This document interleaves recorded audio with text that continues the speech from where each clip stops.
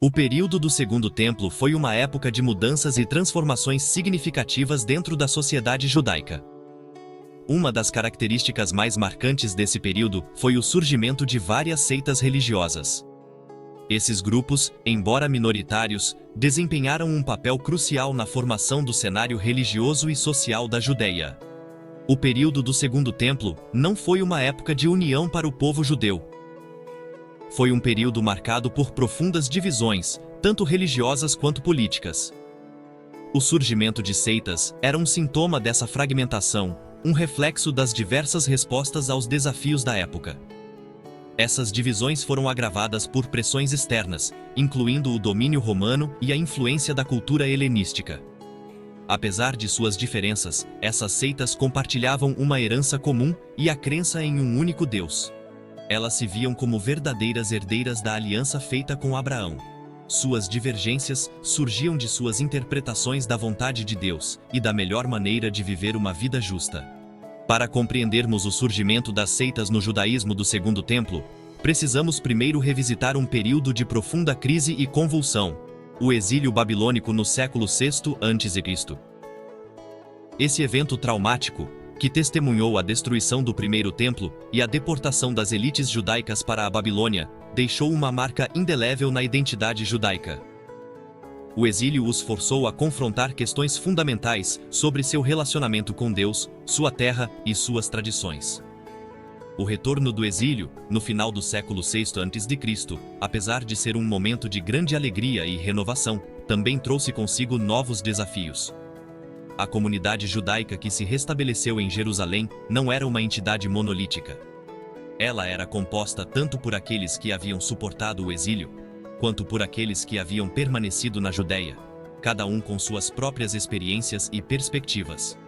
Inevitavelmente, isso gerou tensões e desentendimentos sobre a melhor forma de reconstruir a sociedade e restaurar a vida religiosa.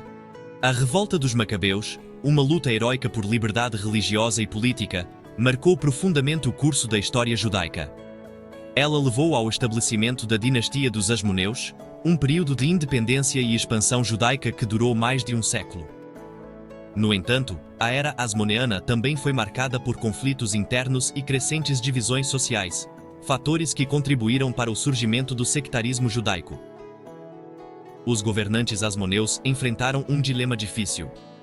Por um lado, eram saudados como libertadores e defensores da fé, responsáveis por restaurar a soberania judaica e rededicar o templo. Por outro, precisavam navegar pelas complexas realidades da política de poder em um mundo helenístico. Isso muitas vezes os obrigava a fazer concessões e alianças que alienavam segmentos mais tradicionais da sociedade judaica. Um dos pontos mais significativos de discórdia foi a adoção de costumes helenísticos pelos asmoneus e sua aceitação de certos aspectos da cultura grega. Enquanto alguns viam isso como uma necessidade pragmática, outros consideravam uma traição aos valores judaicos e uma perigosa deriva em direção à assimilação. Essa tensão entre acomodação e resistência, entre preservar a identidade judaica e se engajar com o mundo mais amplo, estava no centro das crescentes divisões sociais e religiosas dentro da sociedade judaica.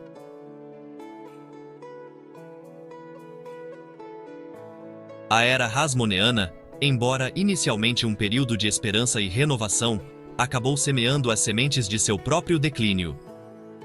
Suas ambições políticas, juntamente com sua crescente adoção da cultura helenística, alienaram muitos dentro da sociedade judaica.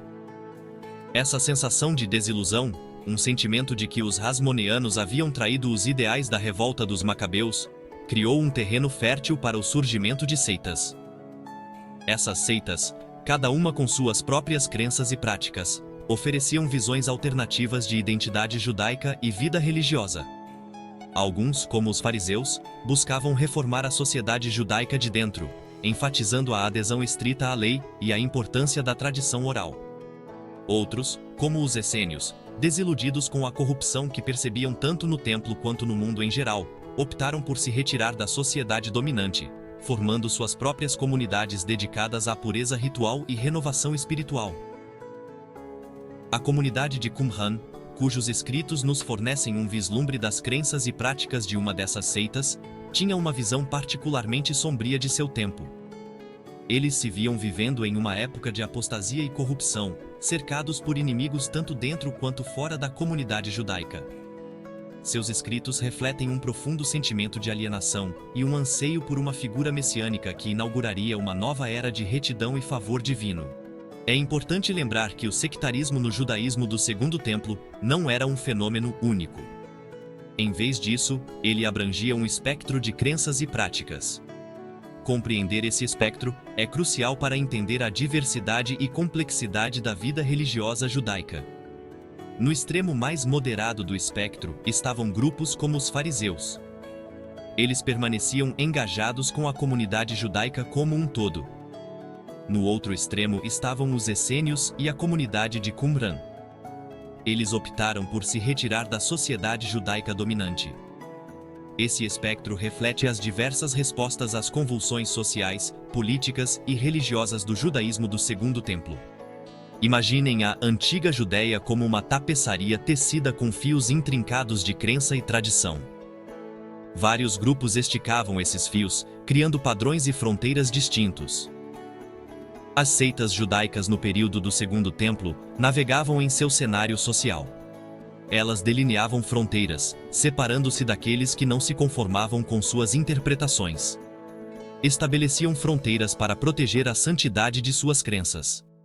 Construíam muros para proteger suas práticas de ameaças externas. Essas ameaças eram frequentemente forças sutis como assimilação e ideias helenísticas. Embora vários elementos definissem essas fronteiras sociais, vestimentas, costumes de casamento, rituais de oração, nenhum era tão poderoso ou difundido quanto a comida. As leis alimentares se tornaram ferramentas poderosas para separação e distinção. O ato de comer se tornou uma declaração de fé. Uma expressão tangível do compromisso de alguém com um estilo de vida particular. Essas questões assumiram um significado social e religioso profundo. Compartilhar uma refeição com alguém de fora da sua seita não era apenas uma gafe social. Era equivalente a comprometer sua integridade espiritual. A comida tornou-se uma linguagem sagrada, uma forma de comunicar sua fé e delinear seu lugar na complexa tapeçaria social do judaísmo do Segundo Templo. Embora possa parecer intuitivo presumir que argumentos teológicos complexos alimentaram o surgimento e a disseminação das seitas judaicas, a realidade é muito mais complexa. Estudiosos como Albert Baumgarten alertam contra a ênfase excessiva no papel da ideologia abstrata nesses movimentos. Suas crenças e práticas estavam profundamente enraizadas na experiência vivida, nas realidades sociais e políticas de seu tempo. A teologia fornecia a linguagem, mas era a experiência vivida que dava vida a essas crenças. Sua fé era uma resposta visceral aos desafios de seu tempo, uma maneira de encontrar significado e identidade.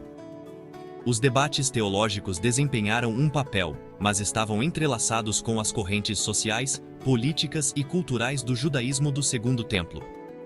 Para compreender o poder desses movimentos, devemos olhar além da superfície da doutrina e mergulhar nas realidades vividas que lhes deram forma e significado.